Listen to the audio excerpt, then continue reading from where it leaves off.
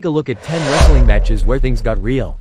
Number 10, Brock Lesnar vs. Braun Strowman. A knee to the jaw. He caught Lesnar good. In the clash between Brock Lesnar and Braun Strowman, Lesnar's reputation as one of the toughest wrestlers in the world stood firm. When Strowman pushed the boundaries a bit too far during the 2018 encounter with the former UFC champion, he quickly learned why challenging the Beast is never a wise decision. The incident unfolded during a triple threat match that also featured WWE legend Kane. Strowman's intensity escalated, delivering stiff knees and shots to Lesnar, who swiftly retaliated with a real punch to the face. Following the match, backstage tensions eased as Strowman extended an apology to Lesnar, leading to a reported reconciliation between the two competitors. Number 9, Nia Jax vs. Charlotte. Charlotte Flair does not have an answer for nothing. On paper, a match between Nia Jax and Charlotte Flair might seem like a standard affair for WWE's Raw programming. However, their encounter on the August 30, 2021 episode of Raw turned out to be anything but typical.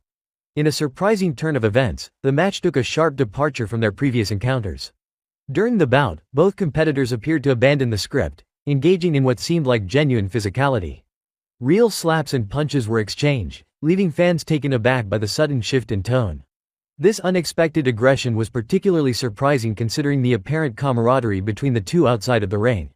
Reports from PW Insider shed some light on the situation, indicating a tense confrontation between Jax and Flair mid-match, though the exact cause remained undisclosed.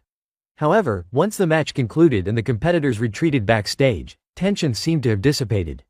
PW Insider noted that any issues appeared to have been resolved within the confines of the ring, with both women seemingly on good terms once again. Number 8, Ken Shamrock vs. Vader. Vader and Ken Shamrock stand as two of the toughest competitors ever to grace the squared circle, and their clash at In Your House, A Cold Day in Hell in 1997 showcased their resilience. For Shamrock, it marked his debut on WWE pay-per-view, but it didn't come without a startling moment. During the match, Shamrock seemed to forget the scripted nature of wrestling, delivering a series of legitimate punches to Vader that resulted in a broken nose for the larger-than-life wrestler. Despite Vader's attempts to signal Shamrock to ease up, the onslaught continued, prompting a retaliatory stiff lariat from Vader that nearly decapitated Shamrock. Despite the intensity of the exchange, both wrestlers managed to navigate through the rest of the match without major incident. For Shamrock, it served as a swift lesson in the stark differences between the world of WWE and the MMA environment he was accustomed to, where such physicality is the norm. Number 7, JBL vs. BWO. During the 2005 One Night Stand pay-per-view, which was meant to celebrate ECW, an incident involving JBL and the Blue Meanie nearly stole the spotlight for all the wrong reasons.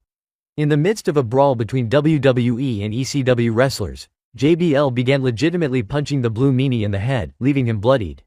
The reason behind this outburst stemmed from negative comments Meanie had made about JBL online. Despite feeling justified, JBL faced condemnation from fans, fellow superstars, and WWE management alike. Stevie Richards, a close friend of the Blue Meanie, was among those seeking revenge on JBL for his actions. 1 month later, WWE arranged a match between JBL and the Blue Meanie on SmackDown as punishment. In a surprising turn of events, Meanie scored a shocking upset victory over JBL. However, Richards couldn't resist getting involved, delivering a vicious chair shot to JBL during the match, one of the most infamous in WWE history. Number 6, Steve O vs. Umaga. During the early 2000s, Jackass emerged as a prominent TV show on MTV, garnering substantial popularity.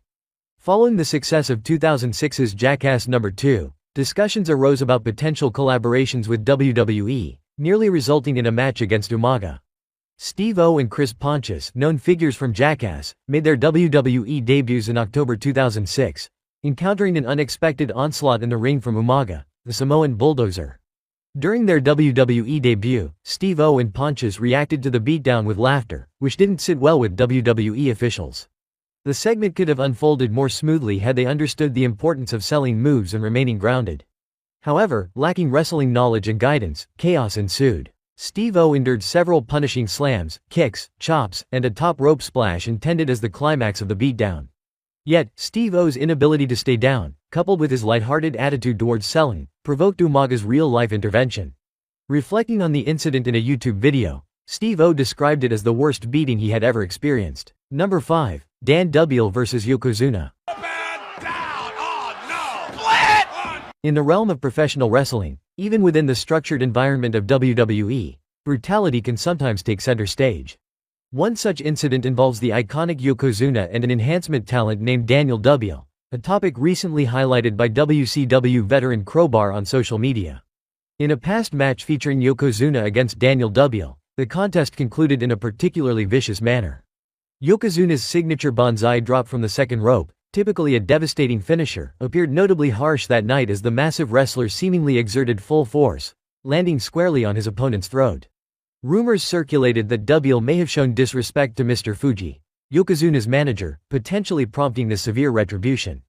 However, it's important to note that these rumors remain unconfirmed. Reflecting on the incident, Crowbar criticized the decision to take liberties with an enhancement talent. He revealed knowledge of Dubiel's injuries from the encounter, opting to remain silent previously as Dubiel hoped for future opportunities in the industry. Number 4. Skyscrapers vs. Mike Blackwell. They're trying to hurt this guy. It's one thing for an established star to go into business for himself and sabotage a match, but it's a whole different deal when an enhancement talent, a jobber, decides to do so. This was especially crucial in the case of a routine squash match involving the Skyscrapers tag team, Sid Vicious and Dan Spivey. During a typical match for Worldwide Wrestling, Mike Blackwell failed to adhere to the expected script. Instead of quickly succumbing to his opponent's offense and showcasing their dominance, Blackwell seemingly disregarded the agreed-upon plan or chose to ignore it entirely.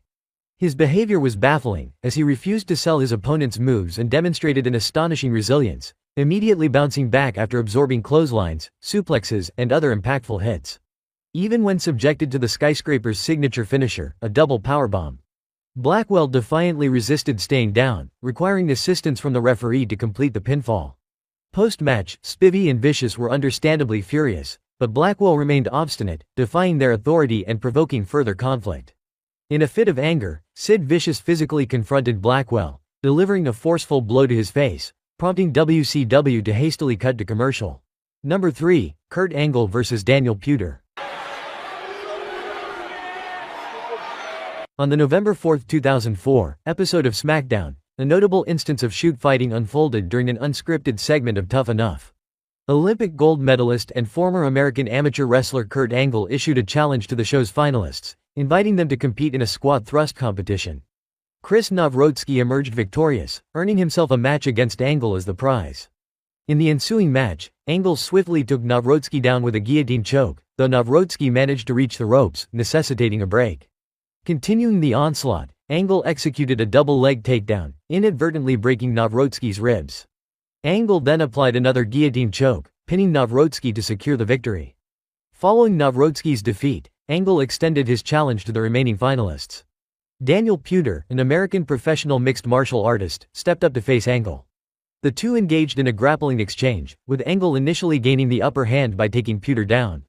However, Puder countered by locking Angle in a Kimura lock. As Puder applied pressure, Angle found himself in a precarious position with his arm trapped. Despite Puder's shoulders not being fully down on the mat, one of the referees, Jim Corderas, hastily counted to 3, ending the match. Puder later claimed that he could have snapped Angle's arm on national television if the match had not been prematurely concluded. At the Royal Rumble, WWE orchestrated a scenario where the first 4 entrants were Daniel Puder, Eddie Guerrero, Chris Benoit, and Bob Holly. According to Kurt Angle, they collectively beat the crap out of Puder and promptly eliminated him from the match by tossing him over the top rope. I don't know if you remember what happened. They chopped the f*** out of him for about 10 minutes. Number 2. Vader vs. Hanson. Despite the seriousness of the injury, Vader continued wrestling and later received medical attention to address the issue. Number 1. CM Punk vs. Adam Page. Deserved an empty-headed, like Hangman Adam Page. Let's fast forward to May 2022, when CM Punk stepped into the ring to challenge Adam Hangman Page for the World Championship. Throughout their feud, Hangman went off script with a pointed comment, insinuating that Punk's actions contradicted his advocacy for workers' rights since joining All Elite Wrestling. This remark seemed to hit a nerve with Punk, suggesting it was a reference to his alleged blacklisting of Colt Cabana. Punk hinted that Hangman was taking liberties with him during their matches, including delivering stiff chops to the face and creating an atmosphere that felt more like a brawl than a wrestling match. After regaining the world title by defeating Moxley, CM Punk unleashed a barrage of criticism during the post-show media scrum. He directed his frustration towards Colt Cabana, The Elite, and Hangman Page, particularly calling out Hangman's workers' rights promo from 3 months prior, questioning why someone like Hangman deserved to go into business for himself. This heated confrontation spilled over into a physical altercation backstage, reportedly involving Punk, Ace Steel, the Young Bucks and Kenny Omega. An NDA has been signed between the company and members involved in the fight.